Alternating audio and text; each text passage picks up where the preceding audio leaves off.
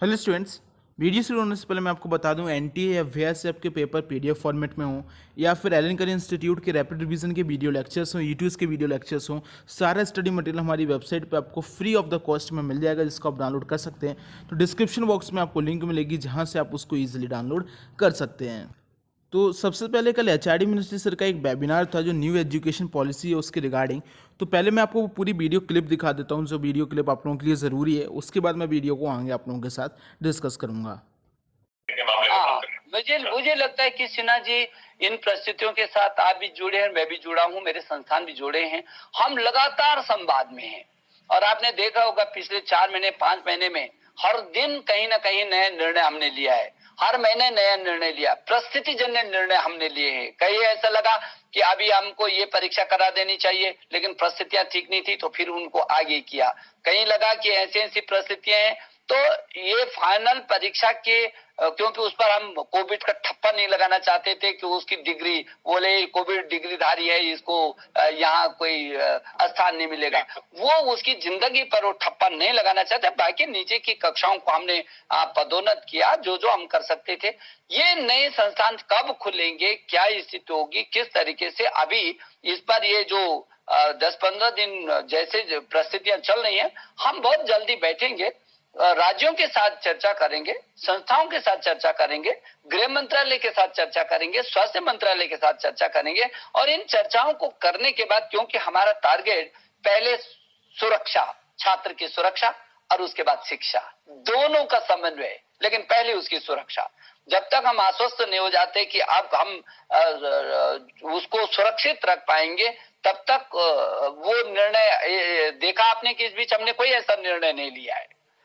तो बहुत जल्दी फिर बैठ करके इस पर भी हम लोग निर्णय लेंगे। मैं आपको आखिरी सवाल पूछने से पहले यहाँ पे इन्होंने इतना कहना है कि स्टूडेंट्स की सेफ्टी इन लोगों के लिए काफ़ी ज़्यादा ज़रूरी है। एग्जामिनेशन कंडक्ट वो बाद में करवाएं या स्कूल्स एंड कॉलेजेस वो बाद में ओपन करें, लेकिन स्टूडेंट्स की सेफ्टी इनके लिए काफ़ी ज़्यादा जरूरी है। तो सेम सिचुएशन एग्जामिनेशन कंडक्ट कराने के बीच में भी आएगी, बिकॉज सारे एग्जामिनेशन आप उसी फर्स्ट वीक में कंडक्ट कराए जा रहे हैं। एनडीए का एग्जामिनेशन हो, क्लैट का एंट्रेंस एग्जामिनेशन हो, आपके जेईई मेंस का एग्जामिनेशन हो, नीट का एंट्रेंस एग्जामिनेशन हो, first week of the September में ये सारे के सारे एग्जामिनेशन शेड्यूल है। इतने सारे स्टूडेंट्स अगर एक साथ आएंगे तो उनकी सेफ्टी की भी रिक्वायरमेंट यहाँ पे अच्छे से आपको प्रिपरेशन करनी होगी, जो प्रीवियसली हम स्टेट लेवल एंट्रेंस एग्जामिनेशन में देख चुके हैं। सुप्रीम कोर्ट की बात करें अगर, तो सुप्रीम कोर्ट ऑफ इंडिया की ऑफिशियल वेबसाइट है जिस पे केस स्टेटस चेक किया हुआ है। मैंने आपको केस का डायरी नंबर बताया था जिस पे आप जाके खुद इसको वेरीफाइड कर सकते हैं। जो सुप्रीम कोर्ट ऑफ इंडिया की जो टेंटेटिव केस की हियरिंग है वो आपकी 14 अगस्त है, जैसे कि मैं अपनी प्रीवियसली वीडियोस में बता के आया हूँ। और यहाँ पे जो रिस्पॉन्डेंट है आप देखें तो यहाँ पे नेशनल टेस्टिंग एजेंसी आपकी रिस्पॉन्डेंट है।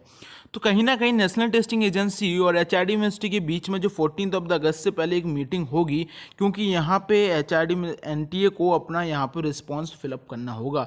अगर एनटीए अपना रिस्पॉन्स फिलअप नहीं करता और एग्जामिनेशंस की जो केस की जो हियरिंग है वो अगर आगे डिले होती है, तो केस की हियरिंग के पहले एडमिट कार्ड रिलीज़ होना ये पॉसिबल नहीं है। बिकॉज अगर केस की हियरिंग चल रही है और आप उस एग्जामिनेशन का एडमिट कार्ड यहाँ पर रिलीज़ कर देते हैं, तो यहाँ पे ये नेशनल टेस्टिंग एजेंसी को यहाँ पर रिस्पॉन्डेंट यहाँ पे फिल करना है। तो एचआरडी यूनिवर्सिटी का जैसे बार बार कहना है कि वो मीटिंग करेंगे, मे बी वो मीटिंग हो सकती है, बिकॉज यहाँ पे जो आंसर इनको फिलअप करना है। तो केवल और केवल मैं आपको स्टूडेंट से एक बार सजेस्ट करूँगा कि अब फाइनली सबको सुप्रीम कोर्ट के फैसले पर डिपेंड होगा। अगर सुप्रीम कोर्ट डिसीजन लेता है कि आपका एंट्रेंस एग्जामिनेशन पोस्टपोन होगा, तो आपका एंट्रेंस एग्जामिनेशन 100% पोस्टपोन करना पड़ेगा। और सुप्रीम कोर्ट में जो बात रखी जाएगी वो केवल काफ़ी ज़्यादा फ्लड का केसेस हैं, इंटरनेट इश्यूज़ हैं, स्टूडेंट्स को कोविड के केसेस जिस हिसाब से बढ़ रहे हैं वो भी है, ट्रांसपोर्टेशन भी काफ़ी जगह बंद हुआ है। ये सारे पॉइंट यहाँ पे रखे जाएंगे, जैसे कि स्टूडेंट्स ने एक इंटरव्यू में भी कहा था। लेकिन नेशनल टेस्टिंग एजेंसी को यहाँ पे अगर उसकी तरफ से आंसर देखा जाए तो जो एसओपीज़ हैं उन एसओपीज़ का यहाँ पे स्टूडेंट्स को भरोसा दिलाना होगा, क्योंकि जो एंट्रेंस एग्जामिनेशन स्टेट लेवल के थे वहाँ पे एसओपीज़ का फेलियर देखने को मिला है, चाहे फिर वो यूपी बीएड का एंट्रेंस एग्जामिनेशन हो, केसीईटी का एग्जामिनेशन हो। तो इस टाइम में स्टूडेंट्स काफ़ी ज़्यादा इस वजह से परेशान भी हैं। तो ये केस की हियरिंग जो है वो काफ़ी ज़्यादा स्ट्रिक्ट होने वाली है अगर देखा जाए, क्योंकि सारे केसेस सामने आ चुके हैं। अब सारा का सारा फैसला आपका सुप्रीम कोर्ट के ऊपर डिपेंड रहेगा। लेकिन एचआरडी मिनिस्ट्री की तरफ से एक बात अच्छी लगी सुनने में कि उनको स्टूडेंट्स की सेफ्टी की अभी भी चिंता है। कोई भी अपडेट्स मिलेगा मैं आपको जरूर पहुंचाऊंगा। Thank you.